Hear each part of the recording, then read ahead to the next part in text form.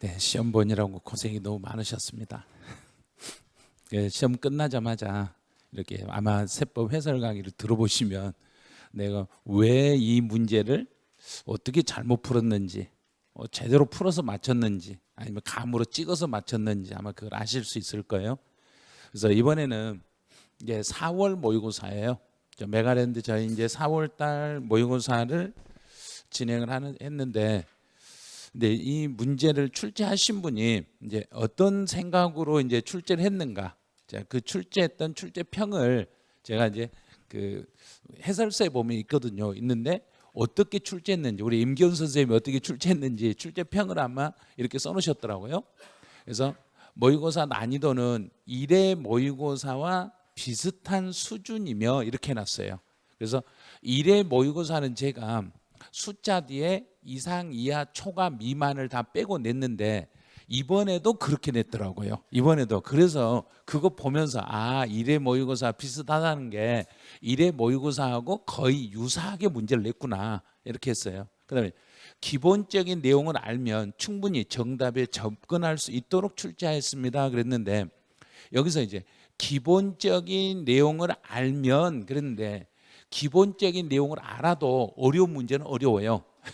기본적으로 안다고 해서 다 풀리는 건 아니에요. 왜냐하면 문제 풀 때 요령이 있거든요. 그다음 이제 두 번째는 어떻게 했냐면, 여기 이제 이 말이 제일 마음에 들었어요. 점수에 연연하지 마시고 내가 아는 문제를 왜 틀렸는지 다시 한번 복귀해 주시고 정리해 주세요 이렇게 해놨더라고요. 그래서 틀린 지문을, 내가 틀렸던 문제가 왜 틀렸는지를 한번 점검을 해 주셔야 돼요. 자, 그럼 이제 25분부터 우리 이제 문제니까 25분부터 한번 제가 보여드릴게요. 이제 계속 시험에 나온 게 저희 시험만 문제 이렇게 나오는 게 아니라 다른 자격 시험에서도 해년마다 나오는 게 요걸 나와요. 제척기간하고 징수권의 소멸시효하고, 제척기간하고 소멸시효하고 두 개가 나오는데, 이제 제척하고 소멸의 뜻을 먼저 알으셔야 돼요. 제척이라는 것은 지금 없는 것을 찾아내는 시간이 제척이에요. 그럼 세금을 부과하려고 뒤지는 시간이 제척기간이에요. 그다음 이제 소멸시효라는 것은 이미 나에게 고지서를 보내놓고 그 고지서를 가지고 세금을 걷어가려고 하는 거예요. 이렇게 하는 거죠. 반대로 뒤집어진 거예요. 화살표가 약간 바뀌어지죠. 이제 제척기간은 정부가 부과하려고 조사하는 시간이고, 징수권 소멸시효는 돈을 이 시간 동안 거두려고 하는 거고, 그래서요 이 시간 동안 돈을 거두려고 하는 게 징수권이고, 제척기간은 내가 숨겨놓은 걸 찾아서 세금 물리려고 하는 걸 제척기간이라고 그래요. 이제 제일 많이 내는 게 1번 지문이에요. 종합부동산세는 그러면 정부에서 부과하는 것에 제척기간은, 그럼 정부도 고지서를 보내놓고 이 고지서가 제대로 됐는지 잘못됐는지 정부는 몇 년간 조사한다 그랬던가요? 5년. 그럼 여기서 5년이라고 했죠. 그런데 5년간 조사하는데, 이 기본적으로 5년을 조사하는데 언제부터 5년인지 계속 그걸 물어본다 했잖아요. 언제부터 5년인지. 그래서 거의 대부분 틀리신 분들이 여기를 납부 기한의 다음 날로 착각하신 분이 너무 많아요. 그래서 정부가 조사할 때는 납세 의무의 성립일부터 여기서부터 그대로 5년을 이렇게 조사하는 거예요. 그럼 이제 요 지문은 맞았어요. 납세 의무의 성립일이 조사의 시작점이라는 거. 이거 시험에 요 3번 연속 시험에 나왔던 지문이에요. 요 지문이요. 그다음 두 번째, 2번은 이제 사기치면, 요거는 너무 쉽게 내준 거죠. 사기를 치면은 10년간 정부는 내 자료를 내가 숨겨놓은 거 10년 동안 찾을 수 있어요. 이렇게 가는 거고, 이제 3번 지문에서는 이제 전번 나왔던 거죠. 우리 1회 때 나왔던 거하고 똑같이 냈죠. 가산세를 제외한 지방세가 5천만 원. 여기서 이제 이상하고 이하고 미만을 쏙 빼버린 거예요. 자, 5천만 원이면은 5천만 원짜리는 몇 년 동안 돈 달라고 요구할 수 있어요? 그랬던가요? 그래요. 10년이에요. 5천만 원 이상이니까. 5천만 원 이상이면 10년 동안 요구할 수 있으니까 5천만 원도 10년이 되는 거예요. 그래서 5천만 원도 10년이 되는 거예요. 그다음 이제 4번 같은 경우는 이제 사행위 취소 소송을 제기함으로 인한 시효의 정지의 효력은, 그러면 시효의 정지라는 것은 무슨 기간 동안은 요 기간 동안은 잠깐 멈췄다 가겠습니다. 이게 정지예요. 그 기간은 잠깐 멈출게요. 잠깐만 멈췄다 갈게요. 그런데 이제 사행위 취소라는 이야기는 세무 공무원이 내가 이제 변칙적으로 내 재산을 다른 데로 돌려치게 해 놓은 것을 공무원이 그걸 다시 제대로 원상 회복시켜 버린 거예요. 원상 회복을. 그럼 이제 내가 불법적으로 다른 사람한테 내 재산을 빼돌려 놓은 것을 그 사람한테 빼돌려 놓은 사람한테 다시 원상 회복을 해 버린 거예요. 원위치로 돌리는 소송을 하는 거예요. 그런데 세무 공무원이 우리 국민들을 상대로 소송한 거예요. 그런데 그 소송이 각하되거나 기각이 되거나 치하가 되면 세무 공무원이 소송했던 게 잘못됐다는 이야기예요. 그럼 세무 공무원이 소송한 게 잘못됐으니까 정지가 되겠는가? 정지가 안 되겠는가? 안 되죠. 정지를 시키려고 했는데 내가 돈 받는 시간을 잠깐 멈추려고 했는데 소송이 각하나 기각이나 치하돼 버렸으니까 멈추지 못한다는 이야기예요. 멈추지 못한다는 이야기는 효력이 없다는 이야기, 정지 효력이 없다는 이야기예요. 그러면 이렇게 이 세 가지 행위가 되면은 정지하겠다는 이야기인가, 정지 안 한다는 이야기인가, 안 한다는 이야기예요. 자, 그다음에 이제 위에 있는 지문에서 답을 보여줬네. 기간이라는 것은 그 기간 동안 정지합니다. 그랬어요. 자, 그 기간 동안 정지하니까 가다가 정지 그러면 내가 여기서 이제 왔어요. 여기 이만큼 왔는데 여기서 정지 그러면 왔던 시간까지는 인정해 주는가, 다시 처음부터 가야 되는가? 아니 그러면 운전하다가 앞에 횡단보도 앞에 정지선 있으면 집에까지 다시 가야 되는가요? 아니죠. 집에까지 가는 게 아니죠. 정지했으니까 새로 그러면 틀린 거잖아요. 나머지 기간을 계속합니다. 이렇게 나와야 정지가 되는 거지. 새로이 그러면 그거는 중단이 돼버린 거예요. 새롭게 그러면 중단이 되는 거예요. 그러면 여기서 틀린 걸 찾아라 그랬으니까 답은 5번. 이게 5번이 틀린 거예요. 이 시험 문제가 소멸시효하고 제척기간 문제 나오면 제일 먼저 생각할 게, 제척이라는 건 뒤지는 시간이고, 세무 공무원들이 내 재산을 뒤지는 시간이고, 소멸시효는 돈 주세요, 지금 집에 고지서 간 거 있잖아요, 그 고지서대로 돈 제대로 내세요, 이게 소멸시효예요. 그 두 개를 생각하시고, 소멸시효에는 중단과 정지가 있지만 제척기간에는 중단과 정지가 없어요. 그래서 소멸시효의 문제에서는 중단은 새롭게 시작하는 거고 정지는 멈췄다가 나머지 시간만 가는 것을 정지라고 합니다. 이렇게. 자, 이제 문제 26번. 납세 의무에 대한 설명으로 틀린 걸 찾아봐라 그랬어요. 자, 1번. 무신고 가산세의 성립은 그랬어요. 자, 이거 법이 바뀌어가지고 시험에 엄청 많이 낸다 했잖아요. 무신고 가산세는 언제부터 세금을 계산할 준비해요? 그러면 뭐 할 때부터요? 그런가? 신고 기한이 경과했을 때. 가산세를 가산할 사유가 발생했을 때가 아니라 신고 기한이 경과하면은 내가 신고를 해야 되는데 그 신고를 그 제날짜에 하지 못했을 때 그때부터 가산세를 부과할 준비를 하셔야 됩니다. 이렇게 되는 거예요. 이거 엄청 시험에 많이 낸다 했잖아요. 이번 2년 전에 법이 개정이 돼가지고 시험에 안 나왔기 때문에 성립시기 문제가 나오면 무조건 무신고 가산세나 과소신고 가산세 요게 문제 나오니까 이런 건 기억을 해 놓으셔야 돼요. 자, 두 번째. 예정 신고하는 소득세. 그러면 예정이라 하겠으니까 몇 개월 그런가? 1개월. 1개월이니까 예정이니까요. 달 나왔죠. 달의 말일에 성립하겠습니다. 종합부동산세를 신고 납부하는 방식으로 하고자 할 때는, 그럼 종부세 신고 납부는 12월 1일부터 15일 사이에 내가 신고하면 그대로 확정은 되겠습니다. 이렇게 되는 거예요. 종합부동산세는 내가 신고해도 확정이 되고 정부가 결정해도 확정이 되는데 날짜는 12월 1일부터 15일까지 똑같아야 됩니다. 그런 거예요. 이제 4번. 요 지문은 4번 지문은 요 지문은 이번 달에 다른 시험에서 나왔던 실제 지문이에요. 실제 시험 지문이에요. 납세의무자가 300만 원의 소득세를 법에서 정한 신고 기한이 지나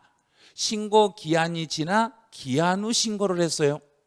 그럼 기한 후 신고를 하면 내가 신고 기한이 나서 나 세금 소득세 300만 원 낼 거예요 하고 신고 기한이 지나서 기한 후 신고를 하면은 그 기한 후 신고는 확정의 효력이 있다 없다? 없다. 자, 300만 원 확정되지 아니합니다. 그랬네요. 확정 안 되는 거예요. 기한 후 신고는 신고 기한이 지나서 신고했을 때는 그 세금은 확정이 되지를 않아. 자, 이제 5번. 수정신고는 수정신고는 그랬네요. 그럼 수정신고는 확정하는 효력을 가진다 그랬어요. 그런데 여기서 주의할 게 수정신고라는 것은 옛날에 신고된 것보다 올려서 그런가요? 낮춰서 그런가? 올려서. 요 지문을 잘 봐야 돼요. 증액하여. 이거를 시험 볼 때 감액하여 이렇게 내놔버려요. 수정신고는 내가 당초 신고한 세액을 증액하여 확정하는 효력이 있어요. 이렇게 되는 거예요. 그럼 이 문제에서는 틀린 걸 찾아라 그랬으니까 정답은 1번이에요. 이제 문제 17번. 취득세에 대한 설명으로 틀린 걸 찾아봐라 그랬네요. 자, 1번 지문은 이번 연도 감정평가사 기출문제 지문이에요. 1번 지문이 감평에서 나왔던 지문을 그대로 활용한 거예요.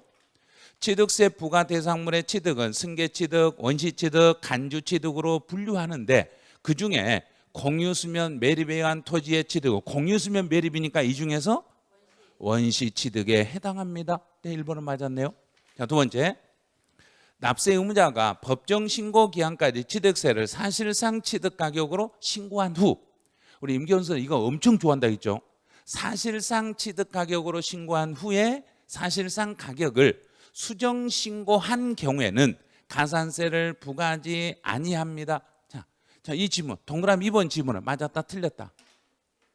요거 여기가 사실상 취득 가격이라는 것은 내가 실제로 취득한 금액을 적게 신고했다가 내가 다시 실제로 취득한 금액으로 수정 신고하는 경우에는 가산세를 물으셔야 돼.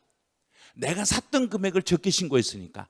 그런데 취득세를 시가 인정액으로 신고했다가 그 시가 인정액을 정부에서 고지서를 보내기 전에 내가 시가 인정액으로 수정 신고한 경우에는 그때는 가산세를 부과하지 않습니다. 사실상 취득 가격은 내가 취득한 그 금액을 과수 신고했다가 다시 수정 신고하더라도 그래도 세금 가산세 물으셔야 돼. 그런데 시가 인정액이라는 것은 나의 실제 취득 가격이란 얘기인가, 내 것이 아닌 다른 사람의 가격이란 얘기인가? 다른 사람의 가격을 찾아서 신고했다가 그걸 내가 시가 인정액을 잘못 찾아가지고 다른 시가 인정액으로 수정 신고했을 때는 그때는 가산세가 나오지 않습니다. 그런 거예요. 이 지문 상당히 까다로운 지문이에요. 그다음 이제 부담부 증여. 부담부 증여는 딱 나오는 순간 취득세든 양도소득세든 부담부 증여가 나오면 무조건 몇 개월 안에 신고해라. 3개월 이내에 신고해라. 그래서 취득일이 속하는 달의 말일부터 3개월 안에 신고하고 납부하시면 되겠습니다. 이제 동그라미 4번은 공동주택의 개수가 나왔을 때는 딱 이거 두 개를 생각하셔야 돼요. 공동주택의 개수가 나왔을 때는 시가 표준액이 9억 이하의 주택인 경우에는 취득세를 부과하지 아니하는데 단 가로에 대수선을 포함해서 부과하지 않는다, 대수선을 제외한다. 제가 얘기했죠. 대수선을 제외하고 9억 이하의 주택을 개수해서 가액이 증가되더라도 취득세를 부과하지 아니합니다. 그래요. 자, 5번은 5번 지문 나오면 당초에 일반과세 적용을 받았다가 나중에 중과세로 바뀌면 딱 한 가지만 뭐라 했죠? 앞에서 이미 낸 세금이 있으면 이미 낸 세금을 그대로 놔둔다, 빼준다? 빼준다. 빼주기는 빼주는데 가산세를 포함해서 빼준다, 제외하고 빼준다? 제외하고. 이것만 보면 된다죠. 가산세를 제외한 금액을 공제합니다. 그럼 정답은 틀린 게 2번이었어요. 자, 혹시 이 문제 맞추신 분? 와, 많이 맞추셨네요. 그래도 이게 임기현 선생님 무지 좋아하는 지문이에요. 저거 맨날 시험 낼 때마다 저거 막 오답으로 되고 그래요. 이 문제는. 자, 28번 이제 취득 당시에 이제 취득세 과세 표준에 대한 문제네요. 자, 과세 표준. 상속을 받았을 때는 우리 상속으로 취득했을 때는 시가 인정액이 아니라 시가 표준액. 상속인 경우는 시가 표준액으로 가겠습니다.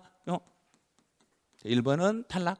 자, 2번 시가 표준액 1억인 부동산을 상속을 제외. 그러면 증여네요. 자, 여기서 1억이라고 써놔버렸어요. 시가 표준액 1억이라고 써놨어요. 그럼 이게 1억 이하인지 1억 미만인지 이 개념을 얼른 생각을 하셔야 돼요. 자, 시가 표준액 1억 이하의 부동산을 증여로 취득하면 선택할 수 있던가요? 아니면은 1억 미만을 증여로 받으면 선택할 수 있던가요? 1억 이하였어요. 그럼 1억까지는 시가 인정액으로 하든지 시가 표준액으로 하든지 높은 가격이 아니라 누가 정하는 금액으로? 납세자 본인이 정하는 가격으로 갑니다. 그래서 납세자가 선택하겠습니다. 이렇게 가면 돼요. 자, 2번도 탈락. 이제 3번은 이제 시가 인정액이네요. 자, 시가 인정액은 취득일, 앞으로 이제 취득일 전 몇 개월? 6개월, 후 3개월. 그러면 만약에 이 6개월, 3개월 사이에 시가 인정액이 여러 개가 나타나면 그 중에 어떤 걸 갖다 쓴다? 가까운 거. 자, 가장 취득일 전월 가장 가까운 날에 가액으로 갖다 쓰겠습니다. 3번은 맞았네요. 자, 4번 시가 인정액보다 높은 가격으로 부동산을 취득하는 경우에는 시가 인정액을 취득 당시 가액으로 가겠습니다. 뭔가 좀 이상하네요. 자, 특수관계인으로부터 시가 인정액보다 높은 가격으로 부동산을 취득하는. 그러면 시가 인정액과 사실상 취득가액의 차액이 5억이라겠네요. 이런 경우에는 시가 인정액을 취득 당시 가격으로 합니다. 말이 막 이상하죠. 자, 특수관계인과 거래를 통해서 세금을 부당하게 더 많이 내려고 하면 나쁜 짓인가요? 적게 내려고 하면 나쁜 짓인가요? 적게. 그러면 시가 인정액보다 높은 가격으로 부동산을 취득했으면 시가 인정액보다 높은 걸로 취득했으니까 그냥 높은 가격으로 가면 되겠죠. 그런데 여기서는 시가 인정액으로 간다 해서 이게 부정한 행위가 아니란 얘기예요.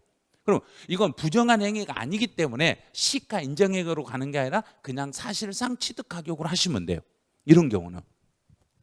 그다음 5번 법인이 아닌 누구?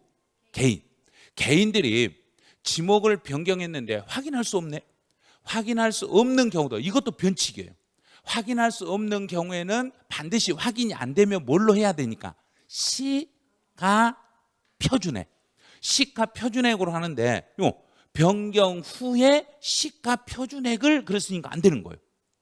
자, 여기서는 지목을 이미 변경을 해버렸기 때문에 지목 변경 후에 시가 표준액에서 지목 변경 후에 시가 표준액에서 지목 변경 전에 시가 표준액을 뺀 금액을 증가된 가액으로 하겠습니다. 이렇게 가는 거예요. 후에서 전액 시가 표준액을 차감을 해야 돼요. 그래서 여기는 변경 후에 시가 표준액을 취득 당시 가격으로 한다 했으니까 잘못된 거예요. 아마 분명히 여기도 답을 찾을 때 4번에다 답을 찍으신 분이 있을 수도 있어요. 4번에다 이제 특수관계인과 거래를 통해서 어떤 식으로 특수관계인 나오면 세금을 많이 내려고 지금 그런가, 적게 내려고 그런가? 적게 내려고. 그럼 여기는 시가 인정액보다 낮은 가격으로 이렇게 해야 돼요. 낮은 걸로 해가지고 더 낮게 부정한 행위를 저질렀을 때는 그때는 시가 인정액으로 갈 수 있지만, 시가 인정액보다 높은 가격으로 취득했을 때는 그냥 취득 가격을, 그 금액을 그대로 과세 표준으로 삼으셔야 됩니다. 그래서 정답은 3번 그랬네요. 이 문제는 조금 어려우셨을 거예요. 그런데 이제 29번에 이 문제는 혹시, 자, 이 정답이 5번인데 혹시 이거 5번 알고 맞추신 분? 이거 알고 맞추신 분은 이 부분을, 여기를, 이 지문을 알고 맞췄다는 건 진짜로 대단한 거예요. 연부취득인 경우에 한해서만 이 규정을 적용해요. 연부취득이 아니었을 때는 이걸 적용하지 않아요. 그러니까 이 문제를 아무리 읽어봐도 답이 없어서 5번을 찍을 수밖에 없는 거예요. 모르겠으니까 5번을 찍어서 맞추는 거지, 실제로 이걸 알아가지고 연부취득이 아니라는 걸, 이 단어를 알아서 푸는 건 아니란 얘기예요.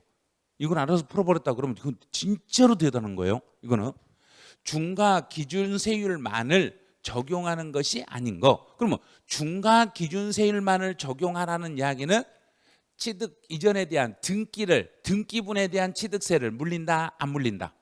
안 물린다.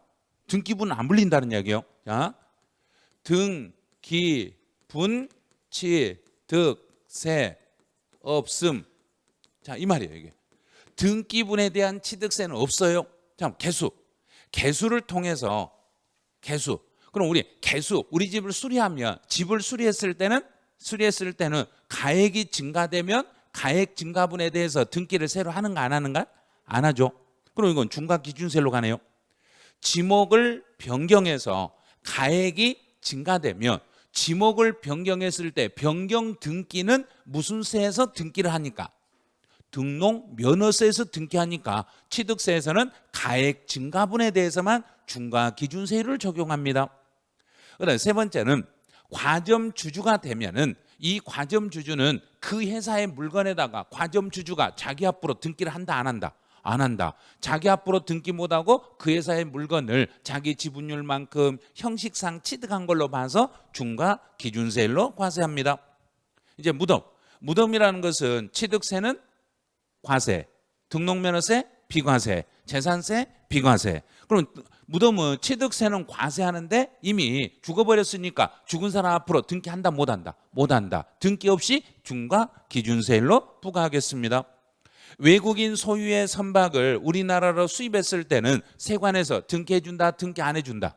등기 안 해준다. 세관에서는 등기를 해주지 않기 때문에 세관에서는 중과 기준 세율로만 부과하는데, 단 이 경우는 연부취득인 경우에 한해서만 적용하겠습니다. 이런 단서 조항이 있어요. 그것까지 알았다 하면 이거는 세법은 16문제를 다 맞출 실력이에요. 요거를 이해하셨다면. 이 문제는, 이건 이 지문을, 5번 지문을 동그라미 2번 쪽에다 갖다 놓으면 맞출 사람은 아무도 없어요. 읽어봐도 답이 안 나오니까 그냥 5번 찍어버린 거예요. 그럴 수밖에 없는 거예요, 이 문제는. 그래서 연부취득인 경우에 한정해서 중과 기준세율을 적용하겠습니다. 이렇게 돼요. 그래서 정답은 5번이었네요.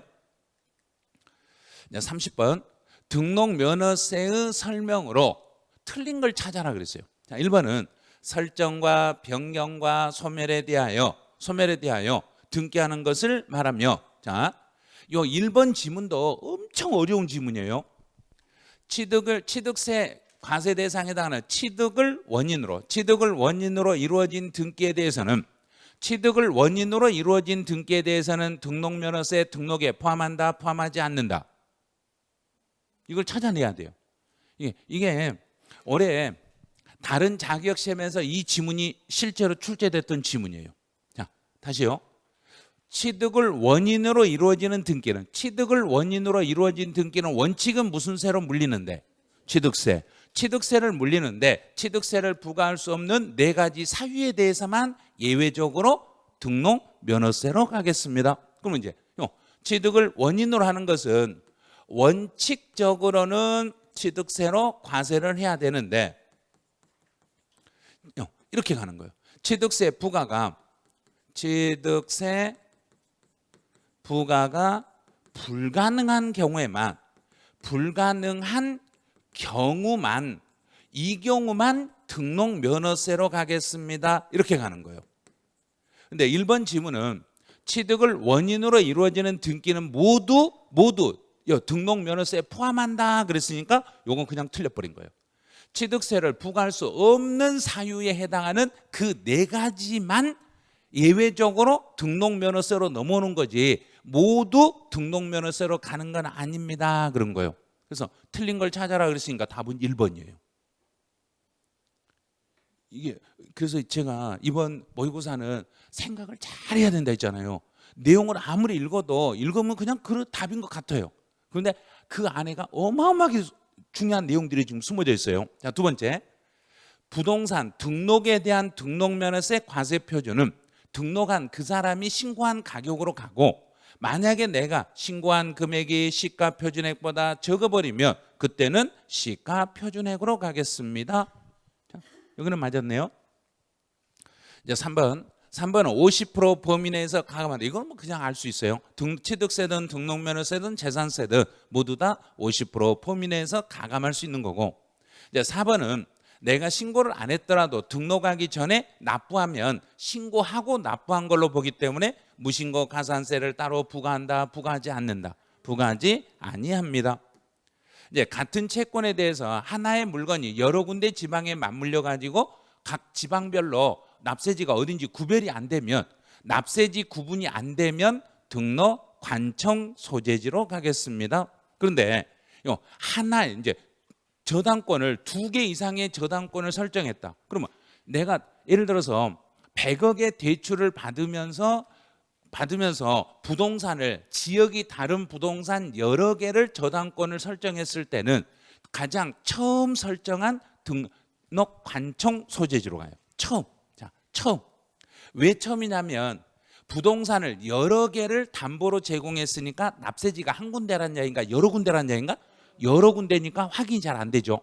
어디를 지목할 수 없으니까 가장 처음 등록하는 등록 관청 소재지를 납세지로 하시겠습니다. 그래요. 그 정답은 1번이었어요. 31번.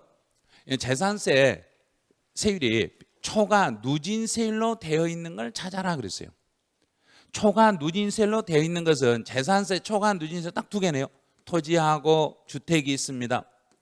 토지는 종합합산 토지와 별도합산 토지가 초과 누진세율입니다. 이렇게 나와요. 종합합산 토지와 별도합산 토지가 초과 누진세율입니다. 이대로 찾으면 돼요. 주택 하나 있죠. 건물 틀렸죠. 그 다음에 공장 용지 나오고 토지 나오는데 골프장이나 고급 오락장으로 사용하는 토지는 요거는 무슨 토지라고 봐야 되는가? 분리과세, 사치니까 분리과세 대상이 되니까 요것도 탈락.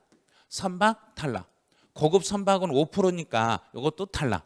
그 다음에 이제 시지역의 공업지역과 상업지역, 도시의 공업지역과 상업지역에 있는 공장의 용지는 기준 면적 이내라 했으니까 공업지역과 산업단지, 공업단지나 산업단지는 공장이 들어서야 될 지역인가 들어서면 안 될 지역인가?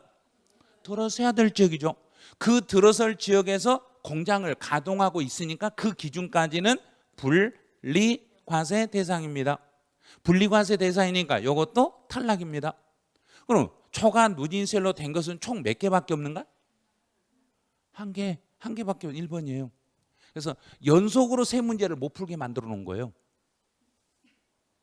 연속 3개를 다 틀리게 만들어 놓은 거예요, 지금. 아마 분명히 연속 3개를 틀려주신 분은 출제위원회에 부응을 하셨을 거예요. 네? 이제 32번 가보죠. 재산세에 대한 설명으로 틀린 걸 찾아보세요. 건축물의 범위에는 주택을 포함하지 아니합니다. 왜냐하면 주택 속에는 주택은 주거용으로 사용하는 건물과 부속 토지를 하나로 묶어서 2개를 묶어서 주택이라니까 주거용으로 사용하는 건물은 건축물 속에 들어갈 수가 없습니다. 자, 1번은 맞았네요. 자, 2번. 1구라는 말이 나오면 우리 1구 나오면 면적 크기를 비교한다 그랬는가 비교 안 한다 그랬는가? 비교한다. 비교를 하니까 전체 면적 중에 주거용으로 사용하는 면적이 50% 이상이며 50% 이상이니까 50%는 들어간다 안 들어간다? 들어간다. 그럼 50%만 되면 그 건물은 전부 뭘로 보고? 주택으로 간주합니다. 2번도 맞았네요. 3번 상속이 개시된 재산. 오, 상속 났네. 그럼 세금은 누가 내요? 그럼 제일 먼저 등기가 된 상속인이에요. 만약에 등기가 안 돼 있으면 두 번째는 신고한 상속인이에요. 신고도 안 돼 있으면 세 번째로 주된 상속인이에요. 주된 상속인의 지분을 따질 때는 먼저 지분이 가장 큰 사람입니다. 지분이 가장 큰 사람이 없으면 네 번째로 나이가 제일 많은 사람입니다. 이렇게. 그럼 3번은 순서 맞았네요. 이제 4번 주택의 토지와 건물의 소유자가 다르거나, 자, 소유자가 달랐네. 그럼 주택의 위에 건물 주인하고 땅 주인이 달라도 세금을 계산할 때는 토지와 건물의 가격을 합쳐서 계산한다, 구분하여 계산한다? 합쳐서. 합산한 두 가격은 합산한 과세 표준에 주택의 세율을 적용하겠습니다. 네, 맞았죠? 그럼 이제 5번 위탁자가 신탁 설정일 이후에 법정기일이 도래하는 재산세를 체납한 경우에 그 신탁 재산의 수탁자는 위탁자와 연대하여 납부할 의무가 있습니다. 이것도 풀어도 답이 안 나오니까 5번을 찍어서 맞췄을 거예요. 이것도 연속 4개를 애매하게 내놓은 거예요. 지금 어떤 내용이냐면 여기서는 위탁자와 연대하여 납부할 책임을 지는 게 아니라 신탁 재산의 수탁자는 위탁자를 대신해서 물적 납세 의무만 있는 거예요. 자기가 들고 있는 그 물건으로 납세 의무를 지는 거지 위탁자와 연대 책임을 지는 건 아닙니다. 그래요. 연대 책임을 지는 거 아니에요. 그럼 지금 위탁자가 수탁자에게 너 내 물건 좀 네가 좀 보관하고 있어. 그러면서 위탁자가 체납해서 자기 재산으로 세금을 낼 수가 없으니까 세무당국은 수탁자에게 수탁자 너 위탁자 물건 들고 있는 거 그 물건 내놔라 그런 거예요. 그래서 연대 책임을 지는 게 아니라 수탁자가 위탁자를 대신해서 물적 납세 의무를 지는 거예요. 그래서 정답은 5번이 되겠습니다. 이렇게. 이제 33번. 이제 재산세에 대한 설명으로 옳은 걸 찾아라. 이제 옳은 거. 과세 대상이 누락이 됐네. 그럼 과세 대상이 누락이 됐으면 정부는 몇 년간 뒤져가지고 나오면은 세금을 다시 물릴 수 있는가요? 5년간 다시 부과할 수 있다. 자, 수시 부과할 수 있다. 1번 틀렸어요. 자, 두 번째. 주택에 대한 재산세액이 20만 원인 경우. 자, 여기는 20만 원인 경우에 했으니까 우리 배울 때 20만 원 이하다, 20만 원 미만이다. 봐요. 여기서 이 단어를 뒤에 다 빼버리니까 헷갈리는 거예요. 지금 전부 다 20만 원 이하인 경우. 자, 이하여요. 20만 원 이하니까 20만 원 들어간다 안 들어간다? 들어간다. 20만 원 들어가죠. 20만 원 들어가니까 20만 원까지는 7월 달에 한 번에 받는다. 9월 달에 한 번에 받는다. 7월 달에 한꺼번에 징수할 수 있습니다. 2번 맞았네요. 2번 맞았어요. 자, 3번. 이제 1,000만 원인 경우. 여기는 1,000만 원인 경우 그랬으니까 물납을 할 때는 우리 물납을 신청할 때는 1,000만 원 뒤에 이상이 되든가요? 초과가 되든가? 초과. 1,000만 원 초과니까 1,000만 원은 물납 대상이 된다 안 된다? 안 된다. 틀렸죠요. 그다음 4번 물납을 허가하는 부동산의 가격은 물납을 허가할 때 그 부동산을 몇 월 며칠의 가격으로 평가해서 6월 1일. 물납 허가일 현재가 아니라 과세 기준일 현재. 과세 기준일 현재 곧 6월 1일 현재의 시가로 평가하겠습니다. 이제 고지서 재산세로 징수할 세액이 2,000원 그랬네요. 자, 그러면 소액 징수 면제는 2,000원 이하다, 2,000원 미만이다. 미만. 이거 미만이네. 2,000원 미만이기 때문에 2,000원은 징수 안 한다? 한다. 한다가 되는 거죠. 틀렸죠. 봐요. 여기다가 이상 이하 초과 미만을 띄워버리고 문제를 내니까 무지 헷갈리는 거예요. 그러니까 난이도가 쉬운 난이도가 아니에요. 지금 상당히 까다로운 문제들로 지금 만들어져 있어요. 그래서 정답은 2번 됐네요. 이제 문제 34번 가보죠. 종합부동산세에 대한 설명으로 틀린 걸 찾아라 그랬어요. 자, 1번은 3주택을 소유하여 5%의 세율이 적용되는 법인이네. 자, 법인.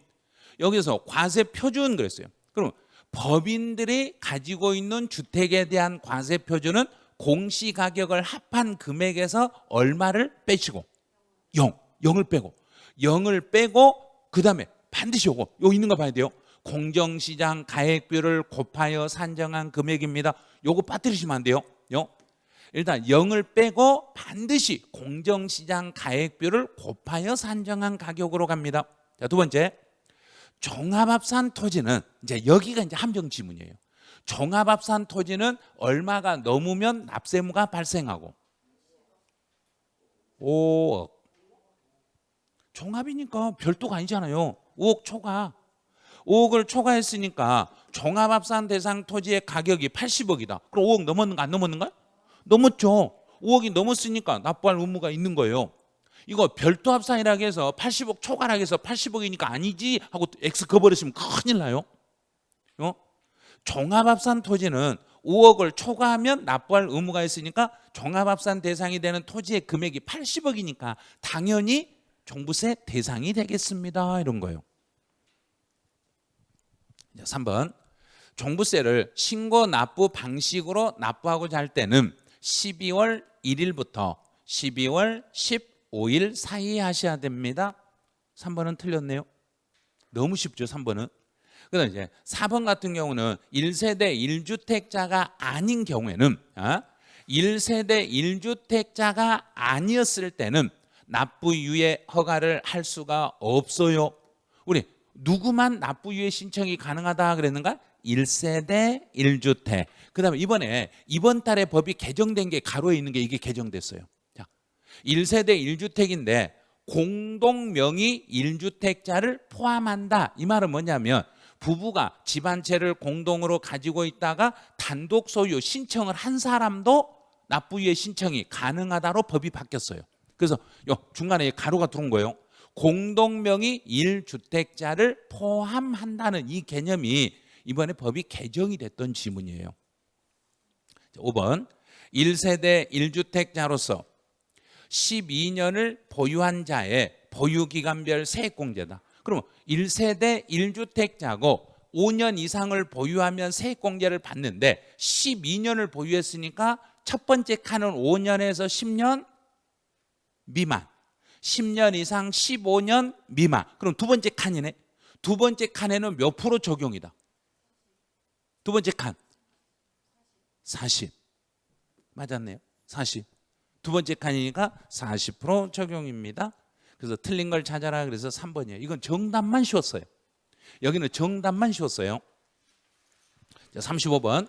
양도소득세 비과세하고 관련된 내용으로 틀린 걸 찾아봐라. 이제 1번은 다가구네요.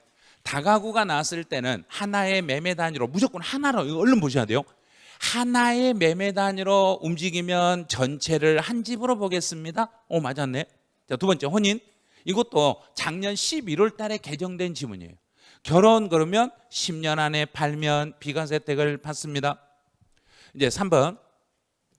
거주자가 조정 대상 지역에 공고가 있는 날 전에 조정 대상으로 공고를 하기 전에 계약을 하고 계약금을 지급한 사실이 확인되고 그 계약금을 지급한 게 확인되고 나 말고 다른 가족이 집이 하나도 없는 무주택자라고 해석이 되면은 내가 잔금 지급일 현재 조정 대상으로 이미 바뀌었더라도 나는 2년 거주를 해야 된다? 안 해도 된다? 안 해도 됩니다. 여기서는 계약금 지급일 현재 주택을 보유하지 아니한 무주택자 했을 때는 거주기간 2년을 채우지 않으셔도 됩니다. 이런 규정이 있어요. 그다음 이제 4번.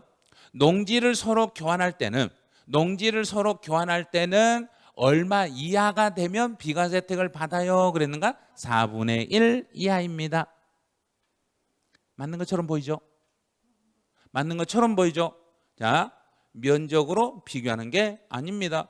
면적으로 비교하는 게 아니라 쌍방토지 가액의 차액이 큰 편에 가액이 큰 편에 4분의 1 이하가 되면 비과세입니다. 4번 틀렸네요. 면적으로 비교하는 거 아니에요. 가액으로 비교하셔야지.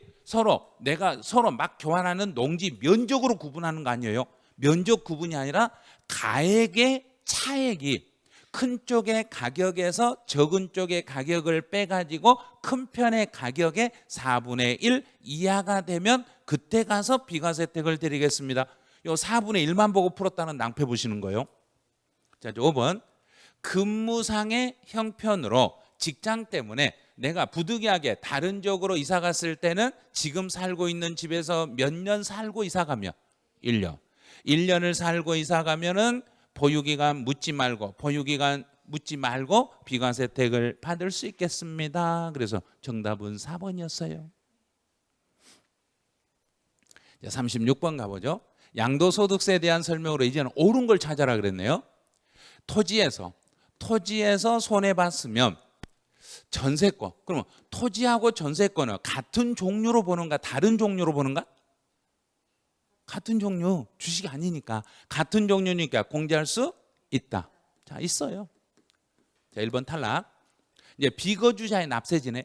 비거주자의 납세지는 국내 사업장 소재지가 1번이고 만약에 국내 사업장 소재지가 없으면 자, 여기 틀렸네요.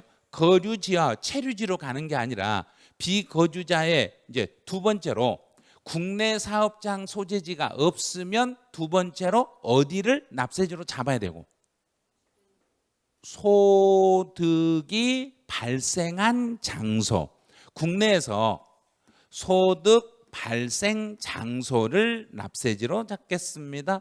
계속 연습했잖아요, 이거요. 비거주자에 대한 납세지는 국내 사업장 소재지로 가고 국내 사업장 소재지가 확인이 안 되면 우리나라에서 소득이 발생한 장소로 가겠습니다. 3번 환지처분 공고 전에 양도를 했어요. 그럼 환지처분 공고가 나기 전에 양도했으니까 미등기로 팔아도 미등기로 봐라, 등기로 봐라. 등기로 봐라. 그러면 양도소 기본공제는 받을 수 없다? 있다. 등기하고 팔았으니까. 이게 등기 의제니까. 등기 의제를 받아서 기본공제 받을 수 있습니다. 4번 1세대 1주택이고 등기되고 15년을 보유하고 보유기간 중에 5년을 거주했습니다. 자, 그러면 1세대 1주택이고 2년 이상을 거주했으니까 보유의 몇 프로 인정이 되고 보유의 4%, 보유의 4%, 거주의 4%, 각각 4% 신정이네. 자, 각각 4% 신정이면 곱해봐요. 15에다 4를 곱해보세요. 60이죠. 60인데 60을 인정을 못해. 한도는 40이니까. 한도가 40%밖에 안 됩니다. 그래서 여기가 40이 되는 거고, 근데 여기는 5년 거주 4%니까 4, 5, 20%입니다. 그래서 여기는 40%의 한도니까 20 인정이 돼서 40하고 20에서 토탈 60% 인정을 받았습니다. 그럼 4번 맞았네요. 이제 5번 배우자로부터 증여받은 토지. 자, 증여. 그런데 여기서는 증여받은 토지의 자본적 지출이네. 자본적 지출이라는 것은 배우자한테 증여받은 것은 배우자, 증여자가 지출한 것과 여기서 이 자본적 지출은 증여자의 자본적 지출액과 여기다 더하기 수증자의 자본적 지출액을 두 개를 더해가지고 이 두 개를 더해가지고 인정을 받습니다. 이렇게 가는 거예요. 그래서 배우자 10년 이내 그 배우자로부터 증여받은 토지의 양도 차익을 계산할 때 증여한 배우자가 지출한 자본적 지출액은 포함하지 아니합니다. 틀렸네요. 둘 다 포함하는 거예요. 증여자가 지출한 자본적 지출액이든 수증자가 지출한 자본적 지출액이든 모두 다 포함해서 필요경비로 인정을 받을 수 있어요. 그래서 여기서는 정답은 4번인데 이것도 아마 맞추기 힘들었을 거예요. 저보다 훨씬 어렵게 냈죠. 저는 그래도 조금 양심적으로 문제를 냈는데 이거 너무 중간중간을 꽈놨어요. 엄청 꽈놨어요, 지금요. 그다음 이제 37번은 이제 세율 문제네. 양도소득세 세율. 자, 골프회원권. 골프회원권은 기타 자산이네. 기타 자산은 보유기간 묻지도 말고 6에서 45%입니다. 자, 두 번째, 1년 8개월이고 조합원 입주권이네. 1년 8개월, 1년에서 2년 사이니까 60%. 2번 맞았네요. 네, 세 번째, 전세권인데 5개월밖에 아니네. 그럼 전세권은 토지 건물의 세율을 적용하니까 토지 건물의 세율이니까 여기는 40%가 아니라 50%짜리 세율입니다. 네, 미등기 상태니까 뭐 볼 것도 없이 미등기는 70%입니다. 70%. 그다음 분양권은 1년 넘으면 무조건 60%니까 60% 세율을 적용하시면 돼요. 세율을 암기하면 이건 단순한 문제예요. 그래서 정답은 2번이네요. 이제 38번, 양도 및 취득 시기에 대한 설명으로 옳은 걸 찾아라. 자, 완성 나왔네요. 앞에가 완성 나오면 끝에 가서 완성된 날, 대금을 청산한 날이 아니라 그냥 완성된 날. 그럼 1번 탈락. 자, 두 번째, 건축 허가를 받지 아니하고 허가를 안 받았으니까 승인 받을 이유가 없겠죠. 허가를 안 받았으니까 승인을 받을 수 없고 사용일이 취득일이 돼요. 사용일. 사실상 사용한 날을 양도 및 취득일로 잡으셔야 돼요. 그럼 이제 동그라미 3번은 대금을 청산하기 전에 소유권 이전 등기를 먼저 했어요. 내가 대금을 청산하기 전에 등기를 먼저 했으니까 등기 접수일. 3번 맞았네. 이제 4번은 교부받은 토지의 면적이 환지 처분에 하여 면적이 증가돼 버렸네. 그러면 이렇게 면적이 증가됐다는 걸 알려주는 공고가 있네. 이런 공고가 있으면 반드시 공고한 날에 다음 날 여기 다음 날 빠졌으니까 틀렸네. 이건 틀렸어요. 그다음에 민법에서 245조의 규정은 점유취득이에요. 점유로 취득했을 때는 양도소득세에서 점유로 취득했을 때는 등기 접수일이 아니라 점유 개시일로 가겠습니다. 이 문제에서는 이제 올바른 걸 찾아라. 그래서 정답은 3번. 이게 올바른 지문이에요. 39번 가보죠. 양도소득세 신고 납부에 대한 설명으로 틀린 걸 찾아봐라 그랬어요. 이제 확정신고는 1년치를 묶어서 다음 년도 5월 달에 신고하는 거고, 예정신고를 하지 않았으면, 우리 예정신고 안 하면 정부가 세금을 결정해서 나에게 부과할 수 있겠는 거 없겠는가? 있어요. 예정신고를 반드시 해야 되니까 내가 예정신고를 하지 않았을 때는 정부에서 세금을 결정해 가지고 서면으로 통지해 드리겠습니다. 그래요. 이제 3번은 허가구역에 있는 토지를 양도했네. 그럼 우리 허가구역에 있는 토지를 양도했을 때는 내가 잔금을 받고 신고 들어간다. 허가 떨어지면 신고 들어간다. 허가 떨어지면. 그래서 허가일이 속하는 달의 말일부터 2개월 안에 예정신고를 해야 되고, 또 예정신고든 확정신고든 분할 납부는 둘 다 할 수 있어요. 둘 다 할 수 있는데 2천만 원을 초과했을 때는 그 세금의 50% 이하의 금액을 2개월 안에 분할할 수 있습니다. 이제 5번은 부동산을 양도하는 경우에 양도일로부터 2개월 이내에 예정신고합니다. 뭔가 이상하죠? 양도일로부터가 아니라 양도일이 속하는 달의 말일부터. 양도일이 속하는 달의 말일부터 2개월 이내에 예정신고를 하셔야 되겠습니다. 그래서 틀린 건 5번, 이게 틀렸던 거예요. 이제 마지막 40번 문제네요. 이제 부동산 사업소득하고 관련된 내용이네요. 임대소득. 이제 공익사업 나왔네요. 공익사업과 관련하여 지역권을 설정함으로써, 우리 공익사업 나오면 무조건 무슨 소득? 기타 소득. 부동산에서 발생하는 소득이 아니라 기타 소득으로 갑니다. 틀린 거 찾아라 그랬으니까 1번이 틀렸네요. 자, 2번 거주용 임대, 주거용 건물 임대를 제외한 결손금, 그러면 상가에서 발생한 결손금은 다른 종합소득 금액에서 공제할 수 없습니다. 상가는 결손금 공제가 안 되고 주택만 결손금 공제가 가능해요. 동그라미 3번은 나와 내 배우자가 각각 주택을 소유하고 있을 때는 두 사람이 합산해서 판단한다, 각각 판단한다. 합산하여. 여기서 합산하여 주택수를 판단하는 거고, 외국에 있는 주택은 내가 외국에 집을 가지고 있으면 주택으로 봐라, 상가로 봐라? 상가로 봐서 무조건 과세 대상입니다. 또 간주임대로 계산할 때 주택은 3주택 이상이고 보증금의 합계가 얼마가 넘으며 3억 초과. 3억 초과니까 4억이면 맞았네. 3주택이고 3억을 초과했으니까 간주임대료를 계산해서 총수익금액에 산입하셔야 됩니다. 이렇게 되는 거예요. 그래서 정답은 1번이었어요. 자, 이제 출제자 이제 임기훈 선생이 이제 마지막에 이걸 달아놓은 걸 좀 한번 봐드릴게요. 이번 문제는 16문제 중에서 5문제, 이제 지금 올해 처음 공부하신 분이라면 5개 이상 맞으시면 참 잘 맞으셨어요, 그런 거예요. 처음 하신다면. 그래서 만약에 5개 미만을 맞으신 분이라면 전체적인 기본적이고 전체적인 흐름 파악이 아직 안 돼 계시니까 흐름 파악 위주로 지금 다시 하셔야 되겠네요. 지금 그런 거예요.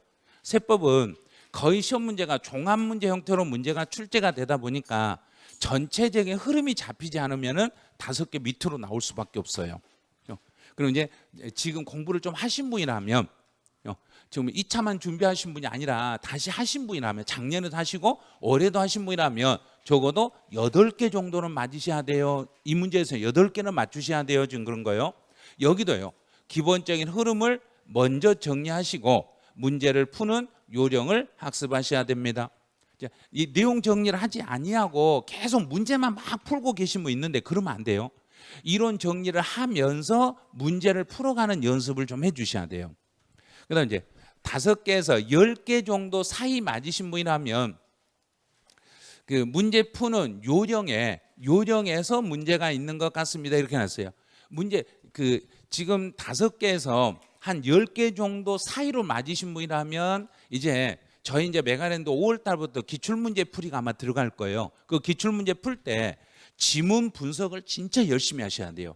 지문에서 어떤 함정이 들어있고 이 지문이 어떤 포인트를 가지고 문제를 푸는지 그 문제 푸는데 조금 더 신경을 많이 써주셔야 돼요.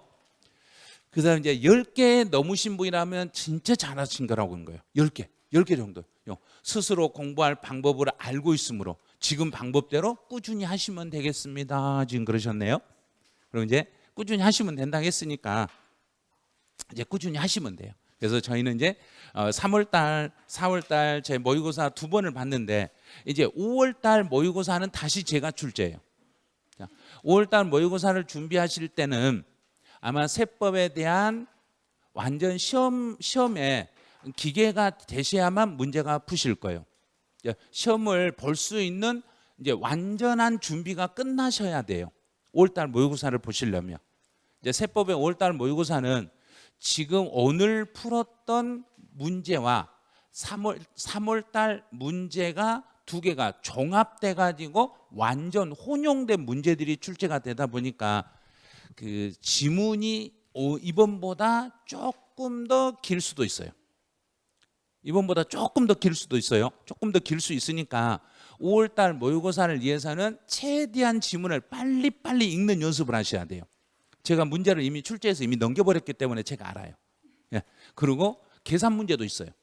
이제 5월달부터는 저희 세법 모의고사에 계산 문제도 출제가 되고 지문이 상당히 길게 나오고 하나의 지문 속에 서로 2개가 비교 개념으로 앞뒤가 연결이 달라. 앞에 지문 설명해 놓고 뒤에 다른 걸 설명해 놔. 그래서 2개가 동시에 맞는지 틀린지를 구별하는 문제 형태로 5월달 모의고사가 만들어져 있으니까요. 조금 더 신경 써서 한 달 동안 준비하고 5월달 모의고사 아마 잘 한번 보실 수 있도록 한 달 동안 열심히 준비 한번 해보시기 바라네요.